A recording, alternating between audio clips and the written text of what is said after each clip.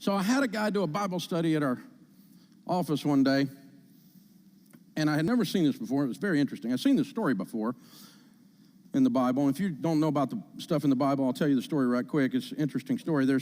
In Genesis 11, there's a story of the Tower of Babel. Now, if you've never heard the story of the Tower of Babel, it goes pretty much like this. The people of God finally reached an engineering prowess level, a level of expertise. They were able to build a tower. They built a tower so they could get on top of the tower, closer to God, to more enthusiastically worship God. But, of course, sometimes people all throughout lifetime and history of man sometimes forget to worship God. Instead, they began to worship their own ability to build a tower. And they thought, how cool are we that we can build towers? And so they started worshiping towers and their ability to build towers. God came down and went, no, you're supposed to be worshiping me, not towers and not yourself. And so he confused their languages and spread them abroad, which is the Bible reason why there are various languages throughout the world. And probably where we got the word babbling from, right? Tower of Babel. But here's the interesting, negative story, positive principle. And the Lord said, indeed the people are one. And they have one language. And this is what they begin to do, this negative thing. But here's the premise of the sentence. Look at the syntax and look at the grammar on it. People are one, they have one language. Now nothing, because of that they propose to do will be withheld from them. Nothing will be withheld from you if you're unified. If you can be one and of one language. Unity is very important in an organization and very hard to get. Few organizations ever experience unity. And unity must be intentionally created in your culture. It doesn't accidentally occur. It's not a random event. It's kind of like winning the Super Bowl. No one gets to the Super Bowl, wins, and the reporter is asking the athlete after the game, how did you win the Super Bowl? And the guy goes, I have no idea. I just got off the bus and we won. They never say that. Like, I started playing when I was 6 years old. I've thrown this ball 10,000 times, Malcolm Gladwell's Outliers. I know what I did.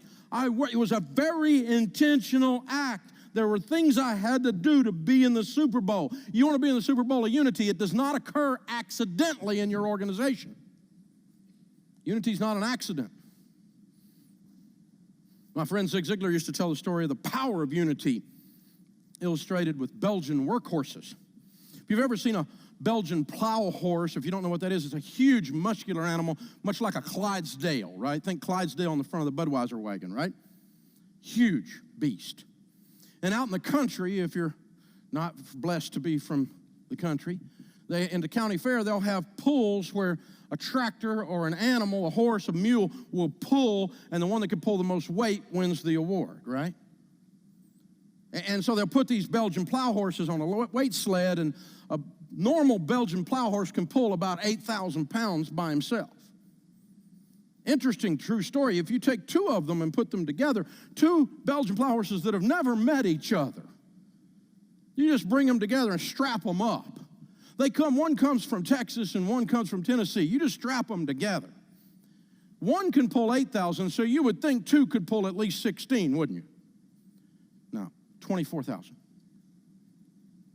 Power of synergy happens even when they don't know each other, even when they're not unified. But if you're from the country, you know what a matched pair is, right? A matched pair of horses is two horses that were raised together, probably bred together. They might be brothers and sisters, or two brothers or two sisters. They were certainly trained together. They're a very similar size and age and muscular makeup. And they grew up frolicking in the field together. They played together. They've worked together. They are unified. One can pull 8,000. Two, with just synergy, can go to 24,000. A matched pair, 32,000. 4 times what one can do. Power of unity, power of synergy. You want your folks unified. And I have never been able to create or figure out what creates unity. All I've been able to do, watching it, because I just am observing, if we do something stupid, y'all ever look at it and go, that was stupid. How do we not do that again? That's how I've learned almost everything. I got a PhD in DUMB. You know what I'm talking about? And when I see something going on in our organization, we go, okay, not only do we need to stop that, but we need to keep that from ever happening again. Y'all ever do that? So I don't know how you create unity, but I have figured out ways to destroy it. And I figured out if I can keep those ways to destroy it from our organization, by default, unity increases. If I could keep the enemies of unity, the things that kill unity, away from us, by default, we win. And we're more unified. There are 5 main enemies of unity: poor communication, gossip, unresolved disagreements, lack of shared purpose, and sanctioned incompetence. Let's look at them right quick. Poor communication: when the right hand doesn't know what the left hand is doing, internal strife sets in. Sales is mad at accounting. Accounting is mad at sales. Production in the shop is not getting stuff done. It's messing up my customer. Internal strife sets in when everybody doesn't know what's going on with everybody else because there's no internal communication. It messes everything up when everybody doesn't know what's going on and why we're going where we're going. Train's leaving. There's a train? I didn't know there was a train. See? That happens around places all the time, doesn't it? You've given them no vision. They have no idea what's going on, and then you're surprised that they're surprised. Poor communication. We started doing, and Christy will do a whole lesson on communication after a while, but we started doing around our place lots of things for communication. We have a mandatory staff meeting. We shut the whole business down, and you have to be there if you're at work on Monday morning from 8:30 to 9:30. And we spend all that time with the guys in Education Solutions explaining to the guys in broadcast what they're doing right now. And they stand up and go, we got 38% of the high schools in America teaching Dave Ramsey's personal finance curriculum, and this is what's going on, and we just got this big sponsor, and we launched this new business initiative. We changed the business model this way. Oh, we just launched our junior high, our middle school curriculum. Oh, the sales are down on college, and we're going to go back and change that. We got to change. And they tell everybody what's going on. And broadcast stands up and goes, hey, we just got a new city carrying the Dave Ramsey show. Our podcast numbers are up, or Chris Hogan's podcast has gone through the roof, and everybody knows what everybody else is doing. We introduce the new people. When something bad is going on, we talk about it and tell the truth. We communicate. We over-communicate because we assume people work for us are adults. And we tell them that. We're going to talk about something's hard, so y'all just need to be adults. It's going to be hard. So here's what's going on. And we just talk about stuff right there. Because if they don't know what's going on, you know what they think? The thing they dream up in their mind is 10x as bad as what it really is. If they don't know what's going on, fear sets in. Frustration sets in, lack of communication sets in. So we started also doing a weekly report years ago where you had to fill out how your week went and what you did this week. That's simple.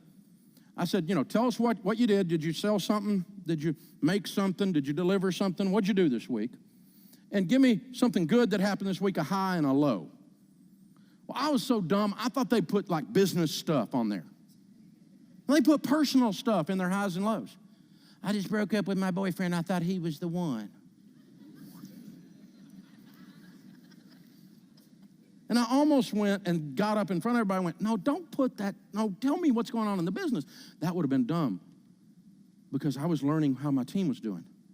I went, I'm making fun of her because we've all broke up with the one that wasn't the one probably. But, old people, we just laugh at people that do that, right? But you'll be okay, kid, But in her world, her world's falling apart right now. And I don't have to do a lot. I just got to walk by her desk and touch the desk and go, praying for you, got you. You'll be okay. If you need some help, let me know. Keep walking. 7 seconds. That's all you got to do. But you can't do that if you don't know. And those weekly reports showed us that. So they would turn them in on Friday, every Friday, hard copy. Turned in, they were this thick. I spend the whole weekend reading through them, drive me nuts. Well, I don't read all the weekly reports now. I only get highs and lows and things that come off the weekly reports from each of my leaders. So I get 17 comments a week or something like that. 18 comments a week is all I get. But my leaders are expected to read every word of every report in their particular area, so they know what's going on, because this is a way our team can communicate with us on what's going on. We thought we were going to increase communication. We thought we were going to increase unity. You know what happened? We found out what was really going on inside our company, and we were able to address it, and what really happened was drama went down. That's what really happened. which increased unity. Gossip is degrading and it will destroy an organization. The Bible says, whoever guards his mouth and tongue keeps his soul from troubles. Eleanor Roosevelt said, great minds discuss ideas, average minds discuss events, and small minds discuss people. Run your mouth. It's unbelievable. By definition, gossip is when a negative is discussed with anyone that can't solve the problem. So around our organization, you have one option. When you have trouble, not if you have trouble, you will have trouble. There are 642 opportunities to be pissed off in that building every day. Somebody's going to rub you the wrong way, and anytime something is moved, it's because it's shoved, and every time something moves, there's friction. So just be ready. When stuff is happening at a high volume, sometimes people get their feelings hurt. Hand it to somebody that can do something with it. If you have a problem, a business problem, a personal problem, send it to somebody. Talk to somebody in leadership that can help you with it. Don't stand around the coffee pot like you're on office space. Boss sure is dumb. Sales manager doesn't know what he's doing. That new guy they hired, he's dumber than a rock. You ever had that? That's like every company, unless you fire people for doing it. We fire people for doing that. We will fire you for gossiping. We will warn you once. Because the dumbest gossip in the world is one saying something negative about leadership. You're going to talk bad about me and I'm giving you money to feed your kids? You're what's known as dumb. My friend Henry Cloud says, I don't understand people pee in their cereal and then gripe because it tastes bad. Screw up the very environment that you're supposed to be lifting with your mouth. It's childish and it's ridiculous. When we win Best Place to Work, which we have 10 times in Nashville, the reason we win Best Place to Work 10 times in Nashville is because we're the best freaking place to work in Nashville. That's why we win. Then they go back, they do the surveys. Why is Ramsey Solutions the best place to work? No gossip policy. I've never worked in a place where people don't talk about each other, where somebody's not knifing you in the back the whole time, where politics aren't running all crazy through the place. These are actually people love each other, care about each other, and care about the customer getting the job done. I've never seen anything like it. What a novel idea. So basic, you guys. Business isn't hard till people get involved. Unresolved disagreements. How many of you are married? You ever have a really good fight with your spouse? Sharon and I are both hillbillies. We can fight. Good fights. We have healthy communication. You ever have one of those where you're really mad, you're really hurt? How good are you at work that day? You're not productive.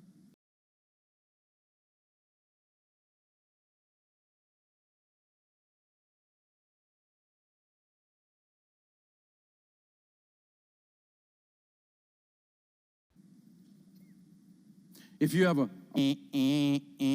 you're not productive. If you have a you're not productive. If you have an argument with somebody inside your organization, you're not productive. If you have an argument with somebody inside your organization, there are certain personality styles in particular that completely shut down. That disagreement paralyzes them and their productivity. They can't think about anything else. All they're thinking about is what they should have said in the last conversation. I could have said this, and when she said that, I could have said that. And you know, I'm a high D personality, and I'm on talk radio, so I like eat confrontation for breakfast. I like it, but most people aren't that way. Most people are paralyzed. It's not because I'm right or stronger or something. I'm just weird. Most people, my wife, man, when she's in disagreement with somebody, she can't be around them. It's just like, and she's strong, but it's just that the confrontation. Oh, it's bad. It's bad.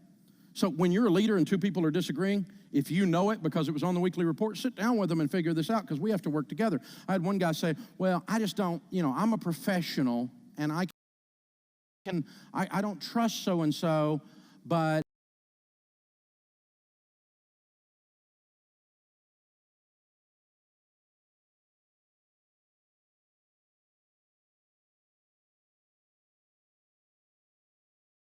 situation and help us figure it out, it'll be you. You would fire me? Yes, because that is not professional. I don't trust him. That just slows everything to a screeching halt. Organizations move at the speed of trust. You don't trust each other, stuff doesn't move. Because we spend all our time looking around, seeing who's trying to get us. It's crazy. A little confrontation cleanses the wound and allows the parties to go forward in a spirit of unity. Talk it through.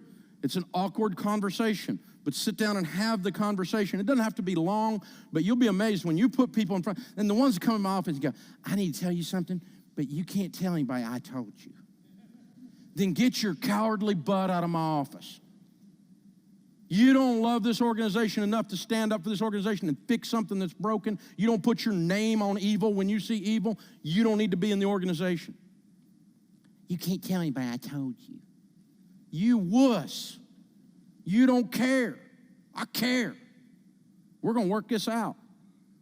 So about the time they do that the second time, look, I can't deal with vague innuendos. I can't take action on that as a leader. But what I can take action on is you, right? And so we have to start talking about, your lack of character and your lack of commitment to the organization. Because if there's something evil going on inside the organization and you won't call it out and help us fix it, then you don't love this place enough to stay here. You're kidding. I'm going to get fired when so-and-so's doing something? No, you're going to get fired because you're doing this. That's what's going on. Have you ever had these kinds of conversations? Well, you should. You should have them often. When you're aware that there are hurt feelings and or disagreements, act quickly and act decisively. And that is a predictable thing in our organization. It's part of our integrity. People know that if they come in and say, hey, so-and-so's got an issue, that we're going to deal with the issue. Because we don't just sit around and talk about it. To be unclear is to be unkind. And we're going to address what's really going on here. Lack of shared purpose in an organization. Lack of shared purpose is caused by the leader not restating the goals, the vision, and the mission statement. They need to know where you're going.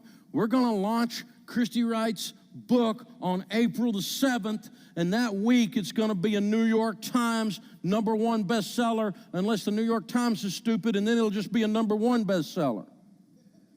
But we're going to launch a book that week that's going to sell so many freaking books that it's going to be the top book in the nation that week. We started talking about that almost 2 years before April 7th of the year 2017.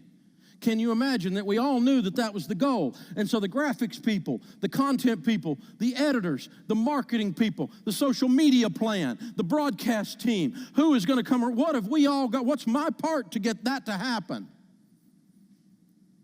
Am I blocking? Am I receiving? Am I punting? Am I running the ball? What's my part? But that's our goal. We all know what the goal is, real clear. We knew that today there would be an EntreLeadership one-day event. There was a printing deadline on the workbook you hold in your hands for those of you that are physically here, and those of you that are online have got the PDF version.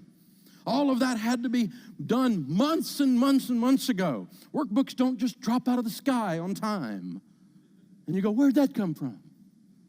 It's an entire project here that's going off today in front of your very eyes that has a checklist that's about 73 pages long that has to be pulled off in order for us to have this happen today.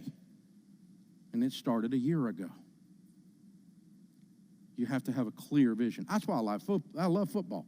Football's a simple game. Take this ball, put it across that line, and you get points. Everybody knows that. The guys on the other side trying to stop you from doing that. The guys on this side. So if the ball is dropped, the big guy who's not supposed to carry the ball, Sasquatch, 378 pounds. He's the size of a Kia, but can run faster than anyone in here, right? He picks up the ball. Boom, boom, boom. Because the ball has to go across that line. It wasn't the play. It wasn't what was supposed to happen. This was a broken play. Things fell apart. But everybody on the team, including the little guys who run faster than him, running around him, blocking for him, because he's never had a touchdown, and everybody wants him to score. There's a lot going on in this vision, isn't it? Because we know what the ball has to do. It has to go across this line.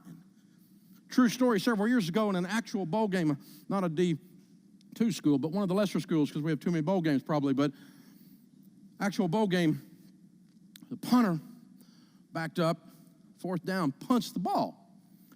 Well, if you don't know anything about football, he shanked the ball, which means he kicked the ball straight up. Way up, but straight up. So the guy back here to receive it is like 40 yards off. The ball's going to drop way up there in front of him. But this guy's an athlete. He's a sprinter. That's why he's back there to catch the ball, right? To receive the punt. So he can run a 40 in just a blink of an eye. So he starts running. He's going to get under this ball. Matter of fact, he's going to catch it in stride. And he's so fast that he overruns the position where the ball's going to drop. And didn't realize it because he was just in a dead sprint. And then he looked up and the ball went there and he went, oh God, it's back here. And he turned and he went back. And the ball was up there forever. He just turned and went back. By the time he caught the ball, he got confused and started running the wrong way. He's running fast the wrong way. Now, if you don't know anything about football, it doesn't matter who carries this ball across this line. They get points. He's getting ready to score a touchdown for the other team. He's running the wrong way. His coach is running along the sidelines, yelling at him. He's like, thinks the coach is cheering. He's running faster. The fans are screaming at him, you're a doofus. He can't hear. He thinks they're cheering. He runs faster. The only thing dumber was the other team got confused and tackled him.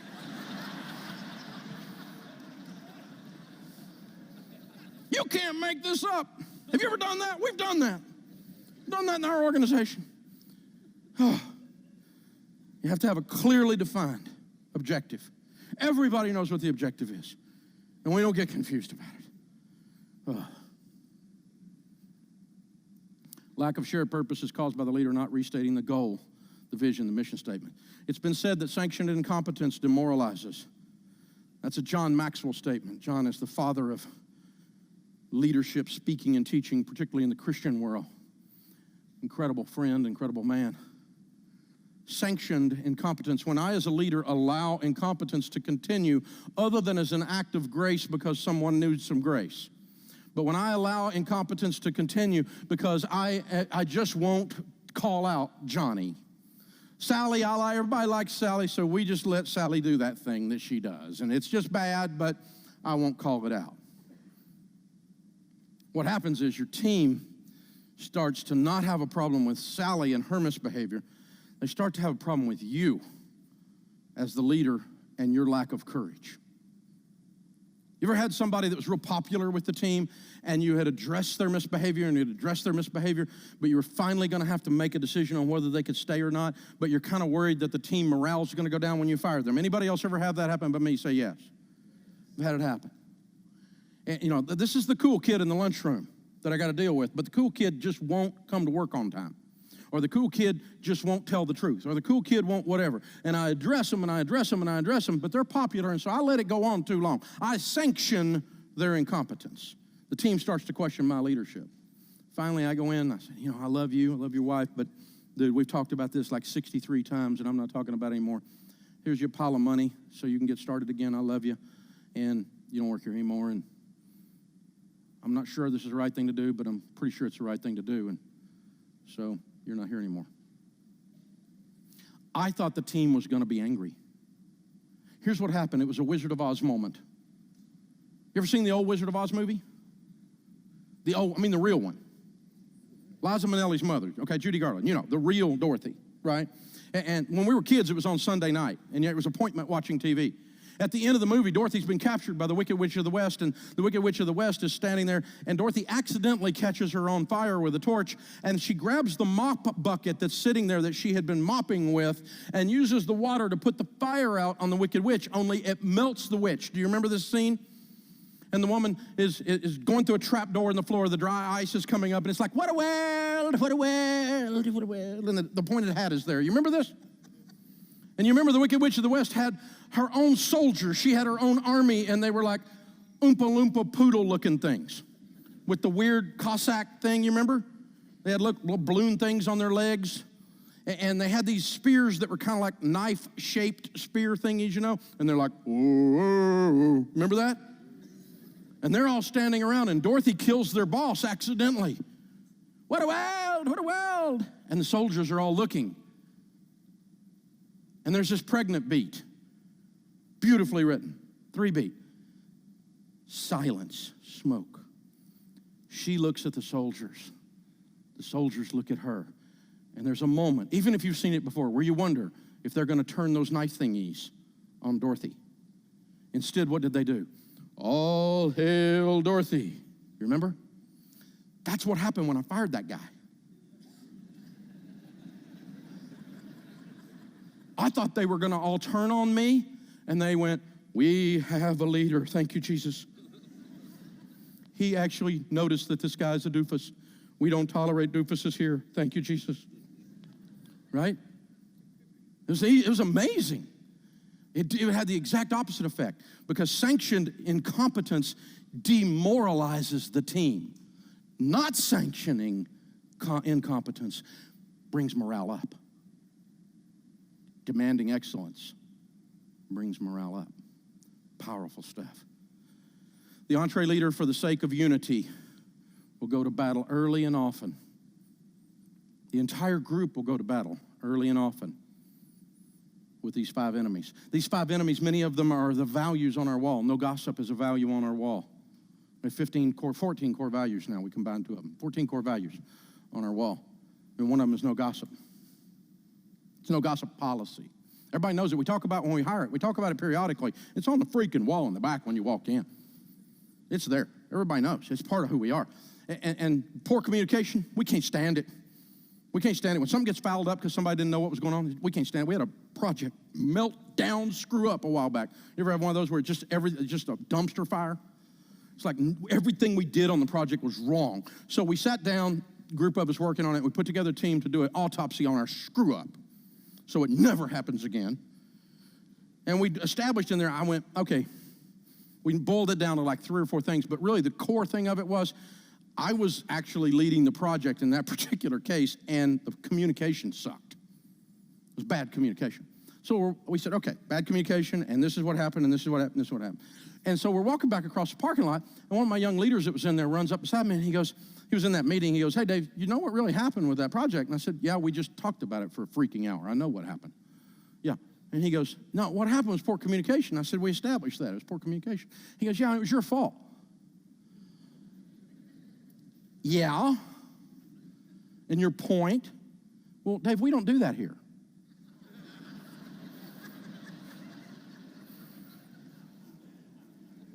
The only thing that saved him is he's right. Completely right. But isn't that neat that he owns that? He didn't say, you shouldn't do that. He said, that's not who this place is. We. He's self-identified. We. You should be French in your organization. We don't do that here. And I thought, man, other than the fact that you're a little bit lacking in a filter, that's just a cool moment. We don't do that here. When unity is valued in the culture, the team will also act to keep the enemies from the gate. They will stand in the lunchroom and someone starts saying, well, the sales manager, one of our people will go, honey, we don't do that here. They don't go, oh, don't let Dave catch you, he'll fire you. They don't do that.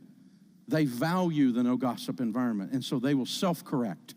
The number of times we have to self-correct on these things is almost zero because the organization self-corrects. It's the culture because we don't do that here. Poor communication, gossip, unresolved disagreements, lack of shared purpose, and sanctioned incompetence. If you can fight those off, you'll have increased unity in your organization. And you'll like going to work at the place you own again. How fun is that? You ever gotten up and go, I don't want to go work down there. Wait a minute, I own the dadgum thing. Maybe something needs to change. You know, in events like we're doing today and broadcasting all over the world and in this room, and I get to hang out with you guys. I'm so thrilled to be here. We in our culture tend to overvalue the power of an event like this. I love events like this. I love teaching, but none of this will help you unless you go back and do it. You know what I'm talking about? It just had a feel-good day. It's like going to church on Sunday, but you don't change. You know, you don't become a better person. You should become a better person every time you walk out the back door of church on Sunday. You should be a better person, a better leader if you walk out of here today, and you ought to actually change something when you go back home. Real momentum doesn't happen in an event. It happens slowly, over time, intentionally. Never happens quickly or easily. It's an intentional act to create momentum in these different areas. And my weird thing in my life today, I've been on the radio 25 years, is Ken was telling y'all earlier, those of you in the local audience anyway, and people are now calling me on the radio to ask me about stuff that has nothing to do with money. It's kind of weird, like asking me about marriage. And I'm like, I'm not a marriage counselor. Yeah, but you're old and you've been married a long time. Okay. And I trust you because you help me with these other things. Very interesting. So I'm getting a call these days from these millennials, which, by the way, I love millennials. I got a bunch of them on my team. They're awesome, or they suck. They're never in between. And you get the awesome ones, they will charge the gates of hell with a water pistol. They are mission-driven. I love them. I got them all over my team. They care deeply. Oh, I mean like crazy deeply. So these guys will call me up. He's 26 years old. Happened to me yesterday on the radio. He goes, Dave, he goes, you know, he was actually 23 years old. He goes, I'm thinking about taking this job. I make $42,000. The new job only pays $33,000. I said, you're 23. What do you want to be doing when you're 43? He said, what do you mean? I said, what do you want to be doing when you're 43? He said, I want to be a diesel tech. I said, good. Because he was making like $40,000 a year. Diesel techs make 80 to 100. A good one does. Okay? I'm like, okay, that's a good goal. You're going to double, triple your income in the next decade or so. He says, well, what do you got to do to be a diesel tech versus what you're doing now? He started telling me. I said, so which of these two jobs takes you to that first? And then once you get that job, what do you have to do to get there? And so once you establish where you want to go, then you need to start asking yourself, what has to be true that's not true today for me to be over there? If I want to double the size of my company, double the size of my sales, if I want to increase my profitability, what has to be true that's not true today for me to be there? And so we talk about that around our office all the time. We call it our desired future, and we have dashboards and defining objectives and all this stuff. What has to be true for me to be there by the end of the year and for me to be there by the end of 5 years? That's not true today. Because if it was true today, we would already be there, right? So something is missing. What have we got to learn? What hires have we got to make? What increases in the product line? What markets have we got to penetrate that we've not penetrated? How have we got to act differently, think differently, walk differently that we aren't doing today? What has to be true that's not true now? And I'll tell you how you change your life. You've changed your life this way, and I have too. I know that because you're here today or you're watching. There's three basic ways that we change our lives. One is we get new information that we didn't have, and we apply it. And that's called content, if you will, right? And you're getting content today from a series of teachers and world-class speakers. You can read a book and get content. How many of you have ever read a book on an area of your life, business, marriage, parenting, religion, whatever, and that book, the information in that book changed the trajectory of your life? See, content changes your life. We all know that. That's why we read. If you're smart, you read for that reason. You put new content in your life. The second thing that'll change your life, maybe instead of content, or maybe in addition to content, is community. You get involved in a community because you become who you hang around with. You know that, right? And so you get involved in a group of people that are winning at something that you want to do better with. So I go to church so I can be more like good, godly people. And I'm in a community of people, and it causes me to use different words than I used to use before then. It causes me to think differently than I used to think before then. If you've ever been addicted to something, the most powerful statistical recovery from addiction is AA. There's a lot of different ways you can recover, and God bless you, I hope you do, but AA has the best rate of recovery of anybody. And what is AA? It's a community. You come in there, and they don't take bull off of you. They hold you accountable, and they encourage you. They hold you accountable, and they encourage you. They hold you accountable, and they encourage you. And you change. Community coming around you changes your life. Plugging into community. The third thing that'll change your life and change the trajectory of an area of your life is a coach. And it only works if you do what the coach says. You ever had a good athletic coach, a coach that loved you, not one of those that was a bully? But I'm talking about the right kind of coach on an athletic team. Any of you had that? Because they speak life into you, not only into your game, but into your life. Because your game is so screwed up into your head that your game is affected. You know what I'm talking about, right? Or a coach could just be like a personal trainer. You go in, he's got a full set of abs, you got a keg. So you submit yourself to someone who has a habit pattern and set of knowledge that apparently you're not acting on. And if you submit that direct accountability, that direct encouragement will change your life. How many of you have ever had a coach change the direction of your life in some area of your life? What we found out, because we're in the transformation business, That's what we do. Is that all three of these are true. But if you really want to change an area of your life, the highest probability of all to change an area of your life is to put all three of them together. That sweet spot in the middle. Have a community around you. Be constantly ingesting new content on the subject, and have a coach in your face and loving you. And when you've got those three things, you've got a very high probability of winning at a level you've never won before. And so that's what the EntreLeadership community was asking us for the longest time. About 3 years ago, we launched it. It's called All Access. And it's an online application that allows you to plug into mastermind groups of other people in business, which is the most popular part of the All Access experience, by the way. Once a week, once a month, you meet with your mastermind group online. And there are people in like businesses or other businesses, whatever you want to plug into in your area of the country or around the country, and you have this discussion, and you learn each other's stuff that's going on. And you talk about, well, I got to go deal with, this hire over here. And you come back the next week, the team goes, did you deal with your hire? Did you deal with it? And you go, I got to deal with it, right? And that community is powerful. Our EntreLeadership Master Series is a week-long event. There's 26 lessons in it taught by me on video and Chris Hogan. That is a $7,000 ticket. If you sit in the front row, it's a $10,000 ticket. And if you come through that whole thing, you get all of that live. The videos from that, $7,000 worth, are on this All Access. So that's the content. You can access a lesson on how to run the money in the organization, how to do accounting in the organization, how to look at marketing or selling in the organization, how to build unity in the organization. There's videos in there on everything we're talking about in here and a whole lot more today. And then there's weekly e-coaching, one-on-one with our head coaches. Alex and Laura Beth are with us, and the head coach is a guy named John Felkins. And these guys really know their stuff in business, and they'll hold you accountable. They're really sharp. Very good with business acumen and can answer questions. What would an EntreLeader do in this situation, and guide you? And if they don't know, they'll just say, I don't know, and they'll help you. And then we're doing something today we have never done before, and I am so excited about this, you guys. You remember that weekly report I was telling you about, the increased communication? Everybody fills out a high and a low.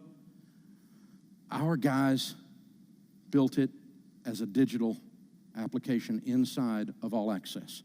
And now your team can fill it out, and it gives you summary reports instantaneously, and you can increase the communication. It's part of the All Access package. Our company is going on this next week. We are so excited about this tool where there's no paper anymore, and we're not even reading scanned paper, right? It's going to show people's attitudes and how they feel about things. It's going to give them a chance to enter their highs and their lows. It'll give us reports on what's going on with their productivity in the different areas, and you can build it out just for your company. It's completely free. It's part of this package. And if you increase that communication, yes, that's a good thing. And yes, you'll increase productivity. But the thing you didn't realize, and I didn't realize too, is the drama will go down. When everybody knows what's going on and everybody's dealing with everything that's going on, the drama goes down. It's pretty cool stuff. So you plug into the content, you plug into the community, you plug into the coaching, you use the weekly report tool, and All Access will be worth a bazillion times what you pay for it. It's $300 a month. Your special today, $250 a month, which is $3,000 a year. If you don't hire one doofus because you learned something, that saves you more than $3,000. Just one. If you just change productivity 0.25% inside your organization in most places because of one thing you learned this year in All Access, and you change because you're made to do this, it changes everything. It'll save you more than $3,000. Now, all the online people were coming in and looking at this with us, and these outside consultants like, oh, this is great. You're going to have a stream of income and put everybody on a one-year contract, and you'll have this predictable subscription cool thingy. And I went, I own a business. I'm not signing a one-year contract for something like that. I don't even know if it's any good. I might want to quit. I'm not buying that. He goes, you wouldn't buy that? And I said, well, it's awesome. If I knew what was in it, I'd buy it. And if it had worked for me, I'd buy it. I'd buy it forever. $3,000 a year is a deal if I make $30,000, right? Because of the idea. It's a bargain. I would do that all day long, but I'm not signing a dadgum contract. And my guys went, well, they might leave. And I said, they won't leave if you're taking care of them. And we all started talking about that. My guys went, yeah.